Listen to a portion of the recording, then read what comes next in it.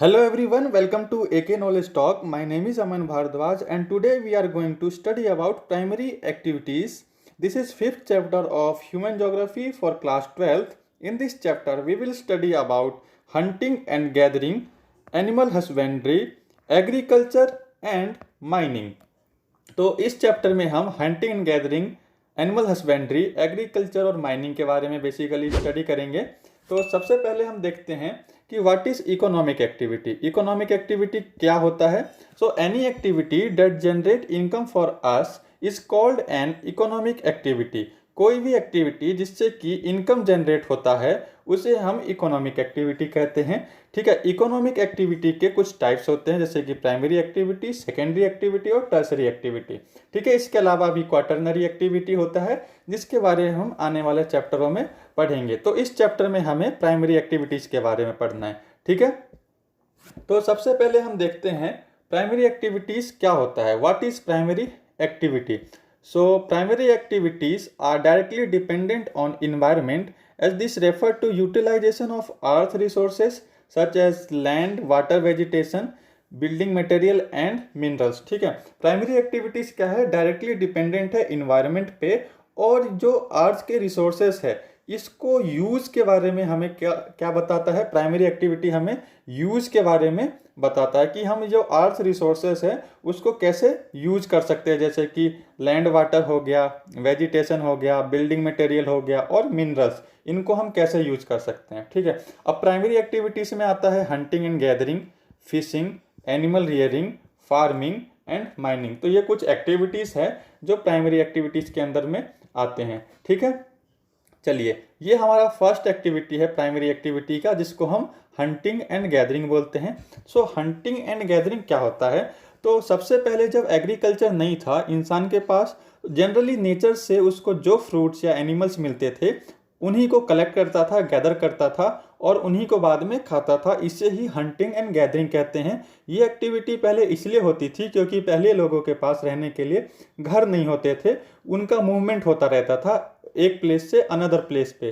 ठीक है, तो इसलिए इसको हंटिंग एंड गैदरिंग कहते हैं। ठीक है, हंटिंग एंड गैदरिंग वर्ल्ड के उन रीजन में होती है जहाँ पे सॉइल फर्टिलिटी अच्छी नहीं होती, हार्श क्लाइमेट होता है, इरिगेशन का सोर्स नहीं होता, तो वहाँ पे क्या है, आपको आज भी वर्ल्ड के कुछ रीजन में हंटिंग एंड गैदरिंग देखने को मिलेगा। ठीक है, so hunting and gathering depend on their immediate environment. ठीक है, हंटिंग एंड गैदरिंग क्या है? इमीडिएट इन्वायरमेंट पे डिपेंडेंट होते हैं ये लोग। ठीक है, जैसा कि आप पिक्चर में देख सकते हैं कि ये इन्वायरमेंट पे डिपेंडेंट है और ये क्या कर रहे हैं, ये लोग मतलब कि कुछ खाना वगैरह ढूंढ रहे हैं, एनिमल्स को मार रहे हैं, उनको मतलब शिकार कर रहे हैं उनका। ठीक है, और ये क्या है, मतलब इडाइबल प्लांट्स जो होते हैं, खाने योग्य जो पेड़ पौधे होते हैं उनको भी कलेक्ट करते हैं और उन्हीं को खाते हैं। ठीक है, और जो प्रिमिटिव सोसाइटी थी वो पहले हंटिंग और गैदरिंग पे ही डिपेंडेंट थी। ठीक है, वो क्या करते थे? फिशिंग करते थे, गैदरिंग करते थे। ठीक है, और उनको कलेक्ट करके रखते थे और उसी से सरवाइव करते थे। ठीक है, इसको हम ओल्डेस्ट ऑक्यूपेशन भी बोलते हैं। जो हंटिंग एंड गैदरिंग है वो ओल्डेस्ट ऑक्यूपेशन है। प्रैक्टिस इन हार्श क्लाइमेट कंडीशन। ठीक है, hunting and gathering harsh climate condition में होता है। ठीक है, depend on animal for food, shelter और क्लोथिंग। जो फूड, शेल्टर और क्लोथिंग है इसके लिए ये एनिमल पे ही डिपेंडेंट होते हैं। और टेक्नोलॉजी यहाँ पे बहुत ही कम होता है, low level of technology. Practice in high latitude area such as Eurasia, southern Chile, low latitude of Amazon, Congo, South East Asian country. तो ये कुछ जगह है जहाँ पे आपको हंटिंग एंड गैदरिंग देखने को मिलेगा। आइए इस सभी चीज़ों को हम एक बार मैप पे देखते हैं। ठीक है, तो ये आपका गैदरिंग, हंटिंग एंड गैदरिंग के लिए मैप दिखा रहा हूँ मैं आपको। यहाँ पे आप देख सकते हैं कि ये जो पोलर रीजन है यहाँ पे आपको हंटिंग एंड गैदरिंग देखने को मिलेगा। अफ्रीका के रीजन में देखने को मिलेगा, साउथ अमेरिका के रीजन में देखने को मिलेगा और इंडिया के नॉर्थ ईस्ट रीजन में आपको हंटिंग एंड गैदरिंग देखने को मिलेगा। ठीक है, तो ये तो था आपका हंटिंग एंड गैदरिंग। नेक्स्ट आते हैं हम एनिमल हस्बेंड्री के लिए। तो एनिमल हस्बेंड्री में आपका एक वर्ड आता है जिसे हम कहते हैं पेस्टोरलिज्म। पेस्टोरलिज्म क्या होता है? Pastoralism is a form of animal husbandry. ठीक है, जब ह्यूमन को एनिमल्स के बारे में, एनिमल्स के सपोर्ट्स मिलने लगा, एनिमल्स के बारे में पता चलने लगा कि मिल्किंग एनिमल्स क्या होता है, कौन से एनिमल से उन्हें वूल मिल सकते हैं, तो ह्यूमन ने क्या किया, एनिमल्स को पालना शुरू कर दिया। ठीक है, पहले तो एनिमल्स को नहीं पालते थे, जो भी मिलता था उनको मार के खा जाते थे इंस्टेंटली। बाद में ह्यूमन को लगने लगा कि खाली हंटिंग गैदरिंग से काम नहीं चलने वाला है, तो उन्होंने क्या किया, एनिमल्स से प्रॉफिट लेने के लिए एनिमल्स को पालना शुरू कर दिया। तो इसे ही हम पेस्टोरलिज्म बोलते हैं। और जो एनिमल्स वो पालते थे, वो जो पेस्चर एरिया होते थे, घास के मैदान वगैरह, वहाँ पे उनको एनिमल को चराने के लिए लेके जाते थे। ठीक है, तो जो एनिमल हस्बेंड्री, इसके बेसिकली 2 टाइप्स हैं। तो सबसे पहला है आपका नोमैडिक हर्डिंग। ठीक है, ये आपका फर्स्ट टाइप है। इसमें जो हर्डर हैं डिपेंड होते हैं एनिमल पे फॉर फूड के लिए, ट्रांसपोर्ट के लिए एंड शेल्टर एंड क्लोथिंग के लिए। मतलब कि ट्रांसपोर्टेशन के लिए भी, मतलब वो एनिमल पालते हैं, जैसे बैलगाड़ी हो गया, घोड़ा गाड़ी, और भी बहुत तरीके के एनिमल्स होते हैं जो ट्रांसपोर्टेशन में यूज किए जाते हैं। क्लोथिंग के लिए बहुत सारे एनिमल्स को यूज किए जाते हैं। ठीक है, तो ये सभी क्या जो हर्डर्स होते थे, इन सभी नीड्स के लिए एनिमल पे डिपेंडेंट होते थे, इसलिए वो एनिमल्स को पालते थे। ठीक है, और ये एनिमल्स के साथ ही मूव करते थे one place to another place. ठीक है, देखिए, keep on moving from one place to another along with their animals each nomadic community. ठीक है, अब जो एनिमल हस्बेंड्री होता था पहले, नोमैडिक कम्युनिटी करती थी, जो आदिवासी लोग हैं वही एनिमल हस्बेंड्री करते थे।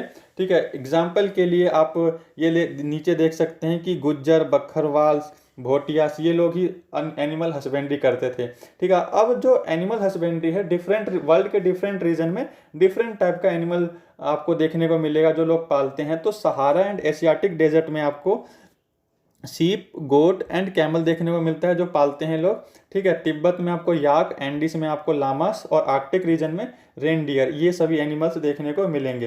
तो ये कुछ रीजन है वर्ल्ड के जिसको आप मैप पे देख सकते हैं। Core region extending from Atlantic coast of North Africa through Arabian Peninsula to central China. Second region extend in tundra region of Eurasia. Third region is found in Southwest Africa and Madagascar. ठीक है, तो ये कुछ reason है जहाँ पे आपको nomadic herding देखने को मिलेगा। अब धीरे धीरे क्या है कि ना, नोमैडिक हर्डिंग डिक्रीज होने लगा है। उसके 2 रीजन है, इम्पोजिशन ऑफ पॉलिटिकल बाउंड्री। ठीक है, पॉलिटिकल बाउंड्री के वजह से भी जो नोमैडिक हर्डिंग है वो डिक्रीज होने लगा है। जैसे जैसे बहुत सारे कंट्री हैं, ठीक है, उसमें बंटवारा हो जाता है, तो उसकी वजह से पॉलिटिकल बाउंड्री में जो पेस्चर एरिया था वो भी बढ़ जाती है। इस वजह से क्या होता है कि नोमैडिक हर्डिंग डिक्रीज हो जाती है। ठीक है, अब new settlements plan by different country, जब न्यू सेटलमेंट्स प्लान होते हैं तो जो पेस्चर रीजन होते हैं, जो देहात के रीजन होते हैं, मतलब जहाँ पे बहुत सारे घास के मैदान होते हैं, तो वहाँ पे डेवलपमेंट जैसे जैसे बढ़ता जाता है तो जो नोमैडिक हर्डिंग है एनिमल हस्बेंड्री का, ये धीरे धीरे डिक्रीज होने लगता है, क्योंकि वहाँ पे सेटलमेंट ज़्यादा हो जाएगा तो जो घास के मैदान हैं, जो पेस्चर एरिया हैं, वो डिक्रीज हो जाएंगे। ठीक है, तो जिससे क्या होगा कि एनिमल्स को खाने के लिए चारा नहीं मिलेगा। ठीक है, तो ये तो था आपका नोमैडिक हर्डिंग। ठीक है, अब नोमैडिक हर्डिंग को वर्ल्ड मैप पे देखते हैं। ये देखिए, आपका अफ्रीका के रीजन में आपको नोमैडिक हर्डिंग देखने को मिलेगा। ठीक है, और एशिया के रीजन में मिलेगा, अरेबियन पेनिसुला में आपको नोमैडिक हर्डिंग देखने को मिलेगा, और ये जो यहाँ पे यूरेशिया का पोलर रीजन है, यहाँ पे आपको नोमैडिक हर्डिंग देखने को मिलेगा।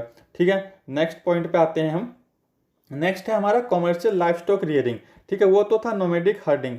नोमैडिक हर्डिंग में क्या है कि इसमें जो नोमैडिक हर्डिंग में ये था कि लोग पशुओं को एक जगह से दूसरी जगह पे लेके जाते थे। ठीक है, और पशुओं को चराते थे पेस्चर एरिया में ले जाके। ठीक है, बहुत सारे पशु पालते थे एक साथ। लेकिन कमर्शियल लाइफ स्टॉक रियरिंग में क्या है, ये मोर ऑर्गेनाइज्ड है। ठीक है, इसमें ऑर्गेनाइज्ड वे में पशुओं को पाला जाता है, अच्छे से उनका ख्याल रखा जाता है एनिमल्स का। ठीक है, इसमें क्या है, कैपिटल इंटेंसिव मीन्स इसमें इन्वेस्टमेंट बहुत होता है, पैसे बहुत लगते हैं कमर्शियल लाइफ स्टॉक रियरिंग के लिए। पशुओं का ध्यान रखा जाता है उनके खाने पीने के लिए।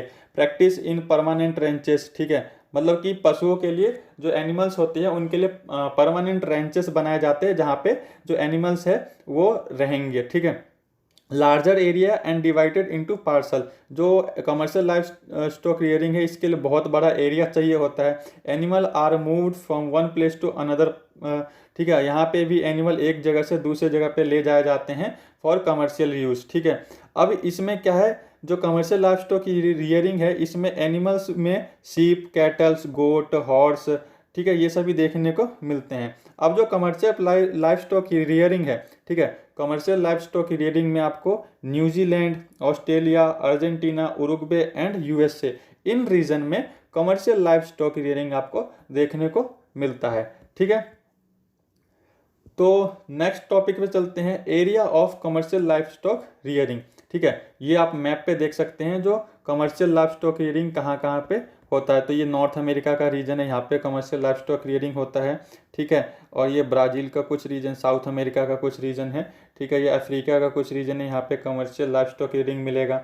ऑस्ट्रेलिया के रीजन में कमर्शियल लाइफ स्टॉक रियरिंग मिलेगा, और एशिया के इस रीजन में कमर्शियल लाइफ स्टॉक रियरिंग आपको देखने को मिलेगा। ठीक है, चलिए नेक्स्ट टॉपिक पे आते हैं। अब नेक्स्ट है हमारा, अभी तो हमने पढ़ा कि हंटिंग एंड गैदरिंग क्या होता है, फिर हमने एनिमल हस्बेंड्री पढ़ लिया। अब जो है एग्रीकल्चर, ये बहुत ही बड़ा टॉपिक है। इसमें एग्रीकल्चर के 9 टाइप्स बेसिकली आपको देखने को मिलेंगे। ठीक है, तो सबसे पहले है आपका सब्सिस्टेंस एग्रीकल्चर। सब्सिस्टेंस एग्रीकल्चर के फिर 2 टाइप हैं, प्रिमिटिव सब्सिस्टेंस एग्रीकल्चर और इंटेंसिव सब्सिस्टेंस एग्रीकल्चर।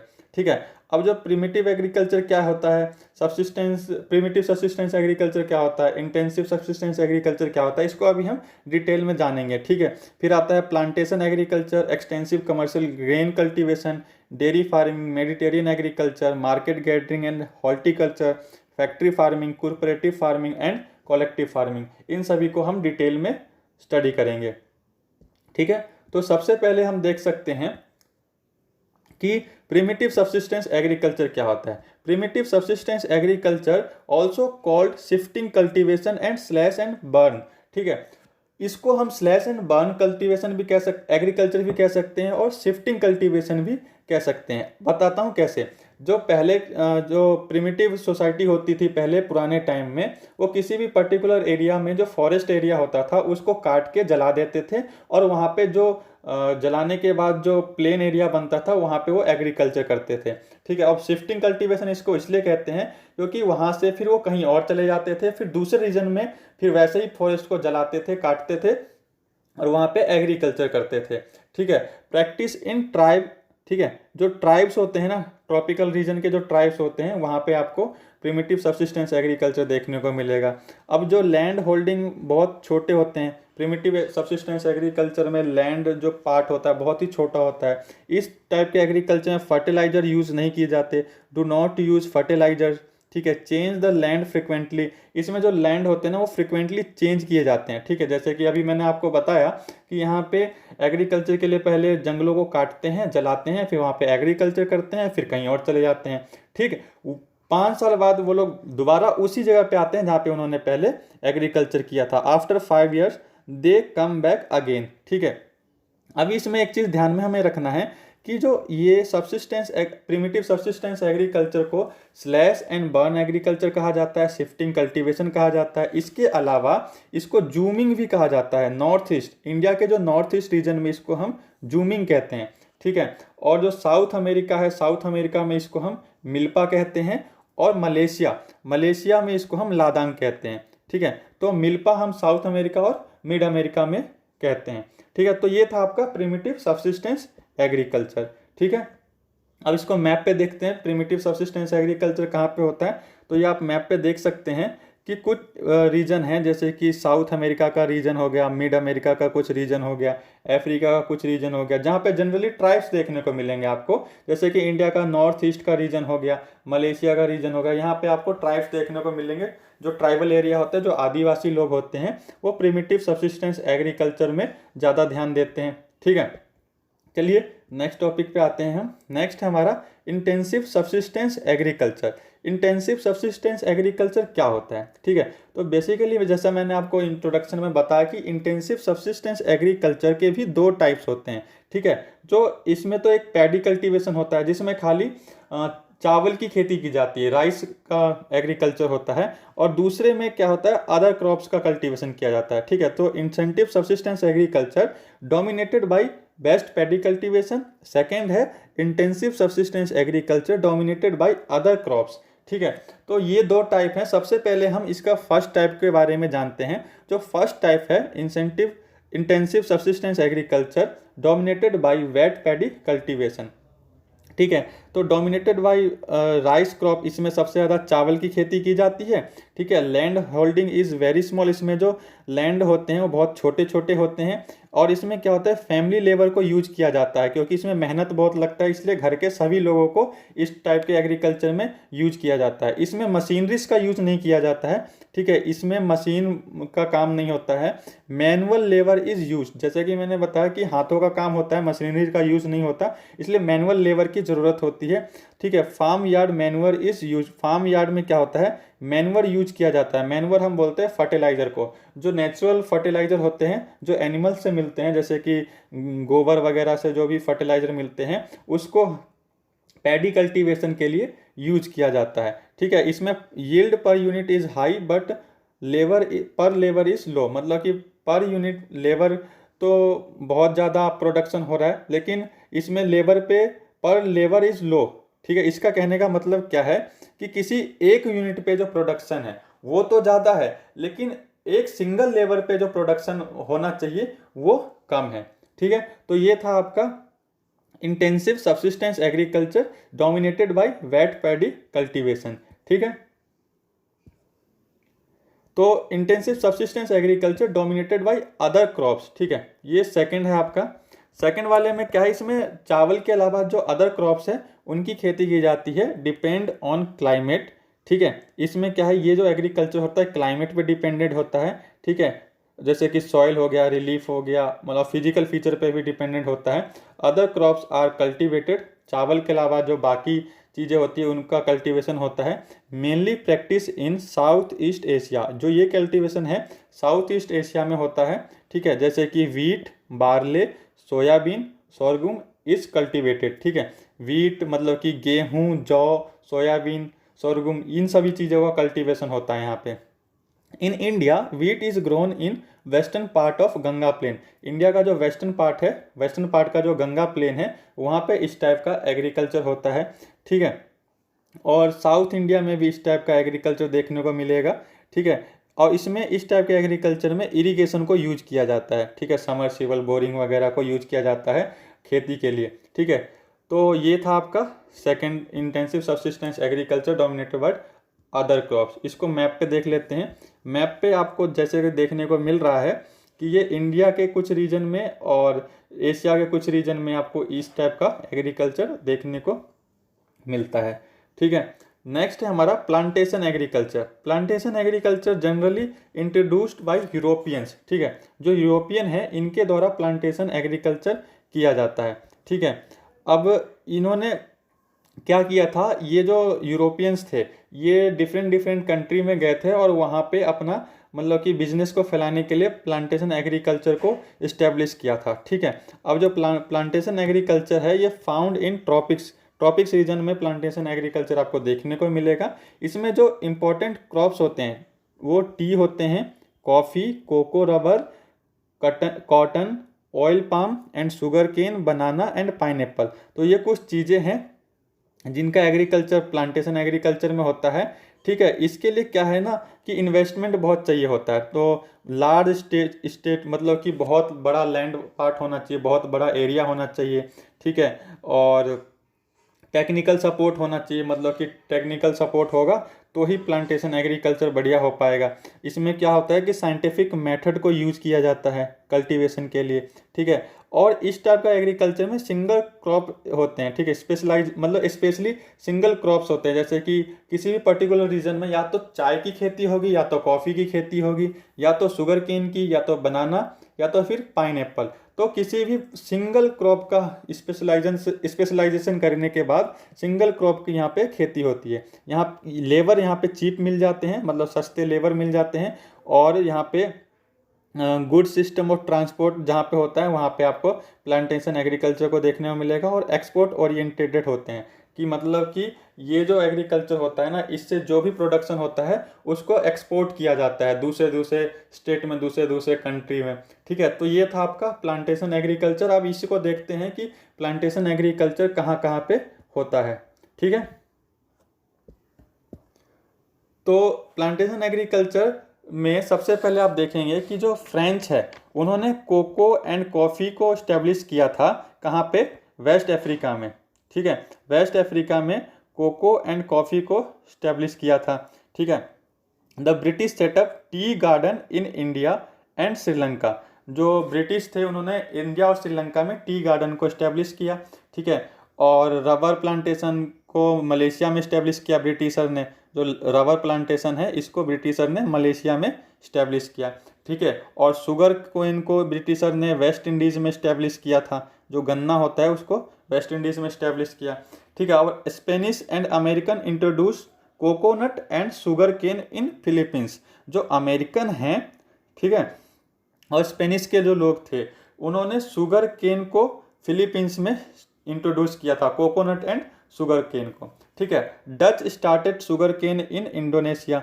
ठीक है, जो डच के लोग थे वो इंडोनेशिया में उन्होंने शुगर केन का प्लांटेशन स्टार्ट किया, प्लांटेशन एग्रीकल्चर। ठीक है, और फिर ब्रिटिशर ने ब्राज़ील में भी कॉफ़ी फेजेंडास को इंट्रोड्यूस किया ब्राज़ील में। तो ये कुछ चीज़ें हैं जो आप ध्यान में रखेंगे तो सही रहेगा आपके लिए।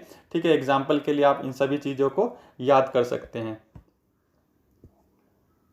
नेक्स्ट है हमारा एक्सटेंसिव कमर्शियल ग्रेन कल्टीवेशन। जैसा कि आपको नाम से ही पता चल रहा है कि एक्सटेंसिव कमर्शियल ग्रेन कल्टीवेशन होता क्या है। तो एक्सटेंसिव मतलब कि बहुत ही बड़े लार्ज स्केल पे, कमर्शियल मतलब कि बिजनेस, ग्रेन कल्टीवेशन। ठीक है, मतलब कि जो बिजनेस के लिए जो कल्टीवेशन किया जाता है बड़े लेवल पे उसे ही हम एक्सटेंसिव कमर्शियल ग्रेन कल्टीवेशन कहते हैं। ठीक है, अभी तक तो हमने एग्रीकल्चर में देखा कि जो एग्रीकल्चर होते थे वो खुद के यूज के लिए होते थे या थोड़ा बहुत बिजनेस के लिए होता था, लेकिन इसमें बहुत बड़े लेवल पे बिजनेस के लिए एग्रीकल्चर किया जाता है। अब जैसे कि देखिए, practice in semi arid land of mid latitude. इस टाइप का जो एग्रीकल्चर है सेमी एरिड लैंड में किया जाता है जो वर्ल्ड के मिड लैटिट्यूड वाले एरिया में होते हैं। ठीक है, इसमें जनरली मेन रूप से wheat is the main crops, मतलब कि गेहूं का उत्पादन इस टाइप के एग्रीकल्चर में ज़्यादा होता है। ठीक है, और corn, barley, oat and rye are grown. तो गेहूं के अलावा इस एग्रीकल्चर में मक्का, जौ और बहुत सारे अदर क्रॉप्स भी आपको देखने को मिलेंगे। ठीक है, लार्ज लैंड होल्डिंग, इसमें बहुत बड़ा लैंड पार्ट चाहिए होता है इस टाइप के एग्रीकल्चर के लिए। ठीक है, इसमें आप एक पिक्चर में देख सकते हैं कि मशीनरीज को यूज़ किया जा रहा है। तो मशीन्स आर यूज्ड, इस टाइप के एग्रीकल्चर के लिए मशीनरीज का यूज़ किया जाता है। और लो यील्ड पर एकड़ बट हाई यील्ड पर पर्सन, इसमें जो 1 एकड़ में जो प्रोडक्शन होता है वो तो लो होता है, बट जो पर पर्सन के लिए जो प्रोडक्शन होता है वो ज़्यादा होता है। ठीक है, अब इस टाइप का जो एग्रीकल्चर है वो prairies, pampas, velds, downs, Canterbury plains in region में होता है। ठीक है, तो इन सभी रीजन को आप एक बार मैप पे देख लीजिएगा। ठीक है, तो ये था आपका एक्सटेंसिव कमर्शियल। नेक्स्ट है हमारा डेयरी फार्मिंग। डेयरी फार्मिंग क्या है, बहुत ही एडवांस टाइप का एनिमल रियरिंग है।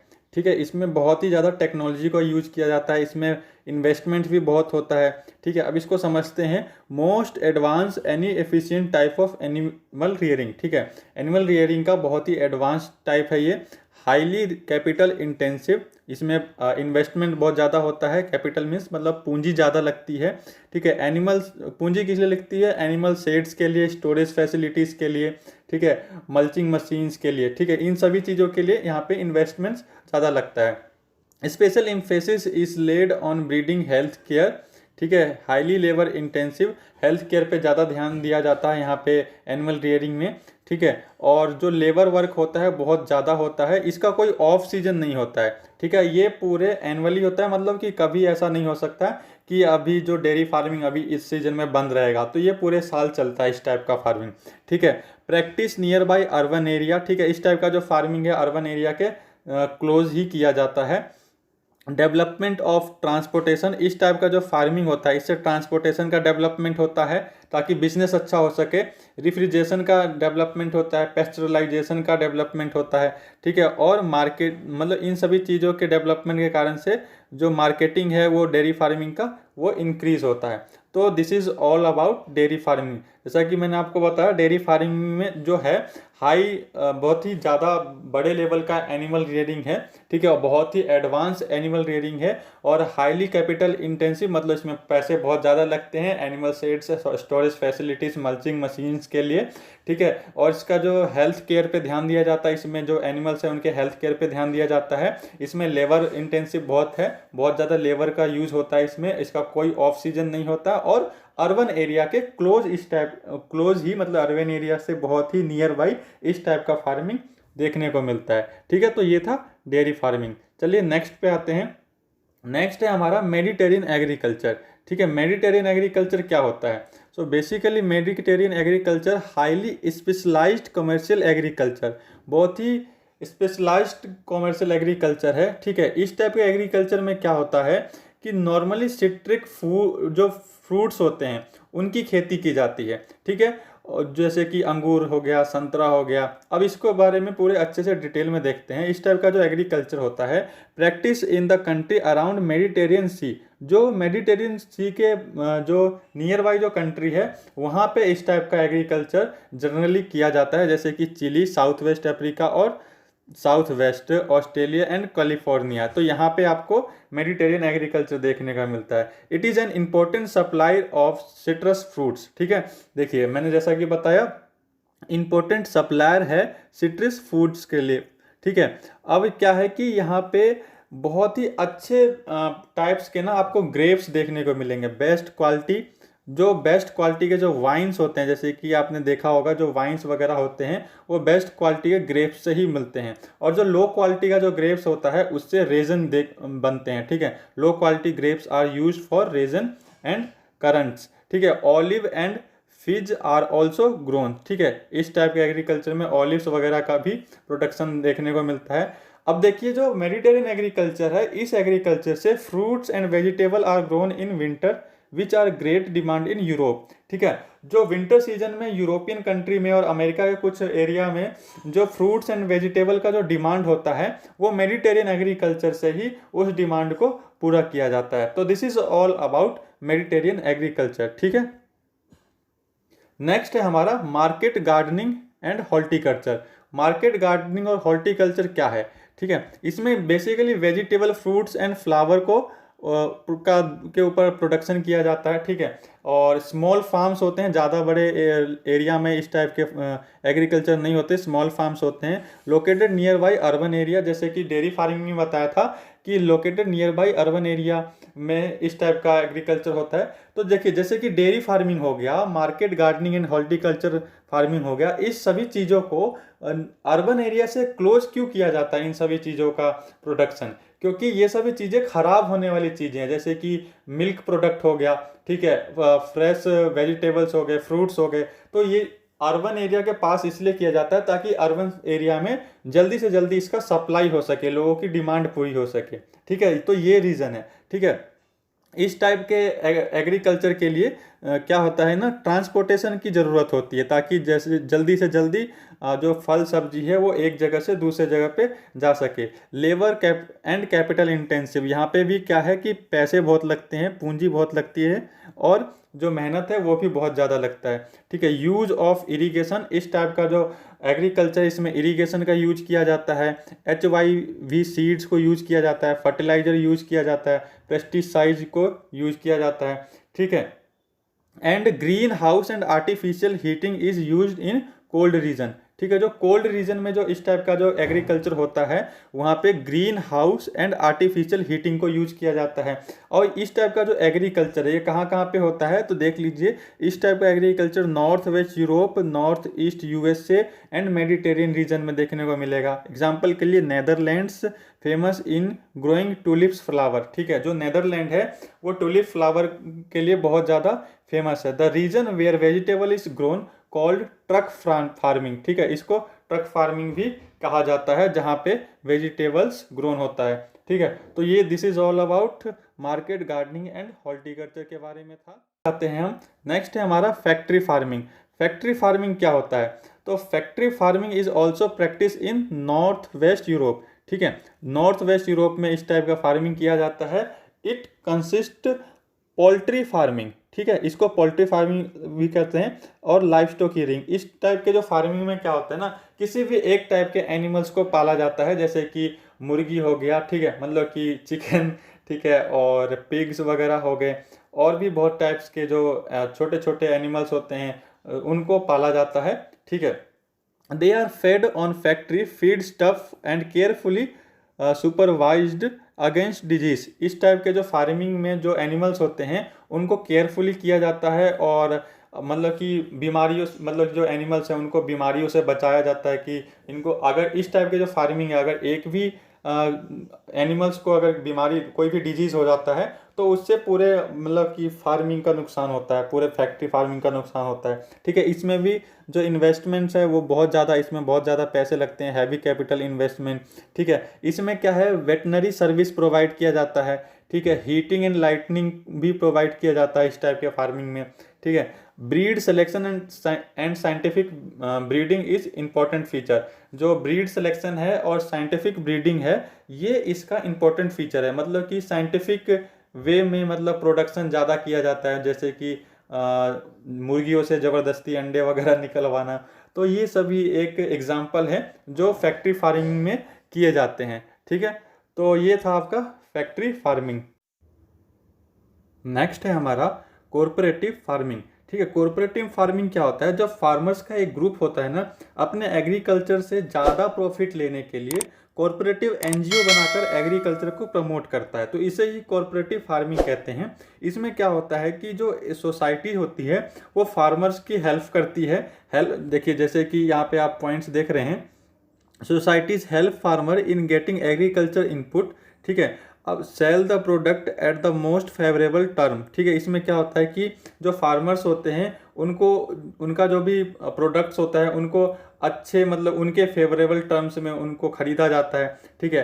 Help in processing product at cheaper rates, ठीक है, help in processing product at cheaper rates, जैसे कि मतलब उनको ना कोऑपरेटिव फार्मिंग में किसी भी फार्मर्स को मतलब कि सस्ते रेट में, मतलब कम दामों में उनको सीड्स, फर्टिलाइजर वगैरह प्रोवाइड किए जाए, ठीक है। तो इसको ही हम क्या बोलते हैं, कोऑपरेटिव फार्मर बोलते हैं, और ये ग्रुप ऑफ फार्मर होता है, इसको group of farmer from a society, किसी भी सोसाइटी का जो फार्मर्स का ग्रुप होता है उससे ही कोऑपरेटिव फार्मिंग बनता है, ठीक है। तो ये था ऑल अबाउट कोऑपरेटिव फार्मिंग के बारे में, इसमें कुछ ज़्यादा नहीं है, ठीक है। इसमें आप देख सकते हैं कि जो कोऑपरेटिव फार्मिंग है ये आपको Denmark, Netherland, Belgium, Sweden and Italy में देखने को मिलता है, ठीक। नेक्स्ट है हमारा कलेक्टिव फार्मिंग, ठीक है। कलेक्टिव फार्मिंग को हम कोलहोज के नाम से भी जानते हैं, और it was introduce by USSR, USSR ने इसको इंट्रोड्यूस किया, ठीक है। इसमें क्या है, स्मॉल लैंड को अलाउ किया गया लोगों को देने के लिए, ठीक है, और ये बताया गया कि वो कुछ भी उस पर मतलब प्रोडक्शन कर सकते हैं एग्रीकल्चर के लिए, ठीक है। और yearly target are fixed by the government, जो टारगेट होता था गवर्नमेंट के द्वारा फिक्स किया जाता था एग्रीकल्चर का, और government fix the product rates, ठीक है। जो भी एग्रीकल्चर, जो भी प्रोडक्शन होता था उसका जो रेट होता था वो गवर्नमेंट फिक्स करती थी, ठीक है। Excess produce is distributed among the farmers, ठीक है। जो भी एक्सेस प्रोड्यूस होता था, कोई भी प्रोडक्शन ज़्यादा होता था तो वो फार्मर्स के बीच में डिस्ट्रीब्यूट कर दिया जाता था इस टाइप के फार्मिंग में, ठीक है। The farmer are to pay taxes for their own land, ठीक है। जो फार्मर्स का अपना लैंड था उसके लिए भी उनको टैक्स पे करना पड़ता था, ठीक है। Members are paid according to their nature of work, ठीक है।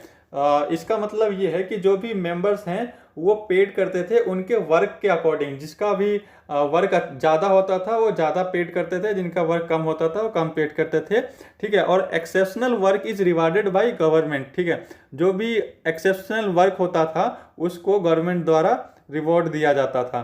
तो ये था आपका कलेक्टिव फार्मिंग के बारे में, इसको ध्यान में रखना है कि कोलहोज के नाम से भी जानते हैं, और इसको यूएसएसआर ने इंट्रोड्यूस किया था एग्रीकल्चर को प्रमोट करने के लिए, ठीक है। तो ये था आपका कलेक्टिव फार्मिंग, ठीक है। तो फार्मिंग के बाद, एग्रीकल्चर के बाद हमारा लास्ट टॉपिक है माइनिंग, ठीक है। तो माइनिंग होता क्या है, what is mining? So mining is the process of digging thing out of the ground, any material that can not be grown must be mind, ठीक है। मतलब कि जो भी चीज है जिसको हमें ग्राउंड से निकालना होता है, जो अपने आप ग्रोन नहीं होता है, ठीक है, तो तो उसको हमें माइनिंग करना होता है। तो mining thing from the ground is called extraction. Mining can include extraction of metal and minerals like coal, diamond, gold, silver, platinum, copper, tin and iron. इन सभी चीज़ों का हमें माइनिंग करना होता है। जो इन चीज़ों को मैंने अभी आपको बताया, इन सभी चीज़ों का माइनिंग होता है। ठीक है, चलिए अगला पॉइंट देखते हैं। तो टाइप ऑफ माइनिंग, कितने टाइप के माइनिंग होते हैं। ठीक है, तो माइनिंग के भी टाइप्स होंगे आपके। ठीक है, जैसे कि है सरफेस ओपन कास्ट माइनिंग और अंडरग्राउंड सॉफ्ट माइनिंग। ठीक है, तो ये हैं आपके टू टाइप्स के माइनिंग। जैसा कि आप पिक्चर से देख सकते हैं, जो ये है, ये वाला पिक्चर है सरफेस माइनिंग का, ये है अंडरग्राउंड सॉफ्ट माइनिंग का। तो सरफेस माइनिंग में क्या होता है कि जो इंसान होते हैं उनकी जहाँ तक पहुँच होती है, वो जहाँ तक माइनिंग कर सकते हैं। मतलब इंसान ज़मीन के अंदर जहाँ तक जा सकता है, जहाँ तक वो मतलब गया और उसने रिसोर्स को निकाला। ठीक है, तो वहाँ तक तो जो भी माइनिंग होता है उसको सरफेस माइनिंग बोलते हैं। ठीक है, और जब माइनिंग में बहुत ही हाई टेक्नोलॉजी को यूज किया जाता है, ठीक है, जैसे पाइपलाइन वगैरह का यूज किया जाता है, तो उसको हम बोलते हैं अंडरग्राउंड एंड सॉफ्ट माइनिंग। ठीक है, तो इसके बारे में हम डिटेल में देखते हैं। ये देखिए मेथड ऑफ माइनिंग, जैसे कि अभी आपने पिक्चर में देखा, surface open cast mining, underground shaft mining. ठीक है, जो सरफेस माइनिंग होता है ईजीएस्ट एंड चीपेस्ट माइनिंग होता है, बहुत ही आसान होता है और बहुत कम पैसा लगता है इसमें। ठीक है, और ये हमेशा ये तब होता है, मतलब सरफेस के बहुत ही क्लोज होता है इस टाइप का माइनिंग। और इसमें जो सेफ्टी का प्रिकॉशन इतना ज़्यादा नहीं लेना होता, इसमें कोई खतरा नहीं होता। ठीक है, लार्ज एंड क्विक आउटपुट, मतलब इस टाइप के माइनिंग में तुरंत आउटपुट मिलता है और बहुत ही बड़े लेवल पे आउटपुट मिलता है। ठीक है, और अंडरग्राउंड सॉफ्ट माइनिंग में देखते हैं क्या होता है। इसमें वर्टिकल होता है। ठीक है, वर्टिकल शाफ्ट टू बी संक। ठीक है, मतलब कि पाइप, मैंने जैसे कि आपको बताया, बहुत ही वर्टिकल होता है, जमीन के बहुत ही अंदर जाना होता है। ठीक है, minerals are extract and sent to surface, मतलब कि पाइपलाइन के द्वारा बहुत ही अंदर जाने के बाद जो भी मिनरल्स होते हैं उनको सरफेस पे लाया जाता है, मतलब कि जो अर्थ है उसके अंदर से। ठीक है, it require specialised drill, lift, haulage, vehicle, ventilation system. इसमें इन सभी चीज़ों का हमें ज़रूरत पड़ता है इस टाइप के अंडरग्राउंड सॉफ्ट माइनिंग के लिए। ठीक है, this method is risky, poisonous gases, fires, flood and caving leads to accidents. इसमें बहुत ही ज़्यादा डेंजरस होता है, इसमें जान मान का बहुत ही नुकसान हो सकता है, जैसे कि पॉइजनस गैसेस हो गए। इस टाइप के माइनिंग में मान लीजिए कि ज़मीन के अंदर बहुत ही अगर इंसान जाते हैं, ठीक है, मान लीजिए गैस लीक हो चुका है तो उससे पॉइजनस गैस से डेथ हो सकती है। फायर हो गया, फ्लड हो गया। ठीक है, और जो केव्स होते हैं, गुफा वगैरह होते हैं, उसमें भी एक्सीडेंट्स के बहुत सारे चांस होते हैं। ठीक है, इट रिक्वायर्स लार्ज इन्वेस्टमेंट। जो अंडरग्राउंड सॉफ्ट माइनिंग है इसमें इन्वेस्टमेंट बहुत ज़्यादा चाहिए होता है, बहुत ज़्यादा पैसा लगता है इसमें। Develop country are showing less interest but developing country are more interest due to large labour ability. ठीक है, तो मतलब जो डेवलप्ड कंट्री है वो ज़्यादा इंटरेस्ट शो नहीं करते हैं अंडरग्राउंड माइनिंग के लिए, लेकिन जो डेवलपिंग कंट्री है उन्होंने ज़्यादा इंटरेस्ट शो कर रहे हैं अंडरग्राउंड माइनिंग के लिए। तो ये आपके टू टाइप्स थे, दो मेथड थे माइनिंग के, surface open cast mining and underground shaft mining. ठीक है, अब ये लास्ट पॉइंट है आपका कि फैक्टर अफेक्टिंग ऑफ माइनिंग। ठीक है, माइनिंग को क्या क्या फैक्टर अफेक्ट करते हैं। ठीक है, तो सबसे पहले फिजिकल फैक्टर। फिजिकल फैक्टर में आप देख सकते हैं कि साइज हो गया, grade, mode of occurrence of mineral. तो ये कुछ चीज़ें हैं जिसकी वजह से माइनिंग की जाती है। मान लीजिए किसी भी पर्टिकुलर रीजन में अगर मिनरल्स हैं, रिसोर्सेज हैं, तो क्या होगा, वहाँ पे माइनिंग की जाएगी। ठीक है, जहाँ पे ज़्यादा मिनरल्स है वहाँ पे ज़्यादा माइनिंग की जाएगी। जिस भी रीजन में मतलब कि रिसोर्सेज नहीं है, ना के बराबर है, कम है, तो वहाँ पे माइनिंग ना के बराबर की जाती है। तो ये था आपका फिजिकल फैक्टर। ठीक है, सेकंड आते हैं, सेकंड है आपका इकोनॉमिक फैक्टर। इकोनॉमिक फैक्टर में क्या होता है, डिमांड ऑफ मिनरल्स, ठीक है, टेक्नोलॉजी अवेलेबल, ठीक है, उसके बाद कैपिटल होगा, उसके बाद लेबर और ट्रांसपोर्टेशन। तो ये आपका इकोनॉमिक फैक्टर है। इकोनॉमिक फैक्टर को एक बार समझ लीजिए अच्छे से कि जब भी किसी भी मिनरल्स की डिमांड ज़्यादा होगी तो उससे क्या होगा, माइनिंग एक्टिविटी भी ज़्यादा होगी। अब जब टेक्नोलॉजी ज़्यादा अच्छी होगी तो जैसा कि मैंने बताया टेक्नोलॉजी अच्छी होगी तो माइनिंग भी ज़्यादा होगा, अच्छा होगा, ठीक है। और कैपिटल मतलब कि इन्वेस्टमेंट जितना अच्छा करेंगे उतना ज़्यादा मिनरल्स हमें प्रोवाइड होगा, उतना ज़्यादा हम माइनिंग कर सकते हैं, ठीक है। हमें लेबर की नीड होती है माइनिंग के लिए, बिना लेबर के हम माइनिंग एक्टिविटी को नहीं कर सकते अच्छे तरीके से। और ट्रांसपोर्टेशन की भी हमें नीड होती है माइनिंग के लिए, जैसे कि किसी भी रिसोर्स को हमने कलेक्ट किया, इकट्ठा किया सरफेस पे, तो उसको एक जगह से दूसरे जगह पे हम कैसे ले जा सकते हैं, तो उसके लिए भी हमें ट्रांसपोर्टेशन की नीड होगी। विदाउट ट्रांसपोर्टेशन माइनिंग पॉसिबल नहीं है, ठीक है। तो ये कुछ फैक्टर थे, फिजिकल फैक्टर और इकोनॉमिक फैक्टर, ठीक है। So I hope you like this video. अगर आपको यह वीडियो पसंद आया है तो प्लीज़ लाइक एंड कमेंट कीजिए, और अगर आपने यह चैनल सब्सक्राइब नहीं किया है तो सब्सक्राइब कर लीजिए for getting more educational videos. इस वीडियो के पीडीएफ के लिए आप मेरे टेलीग्राम चैनल को ज्वाइन कर सकते हैं। टेलीग्राम चैनल पर आपको इस वीडियो का पीडीएफ मिल जाएगा, जिसका लिंक आपको इस वीडियो के डिस्क्रिप्शन में मिल जाएगा।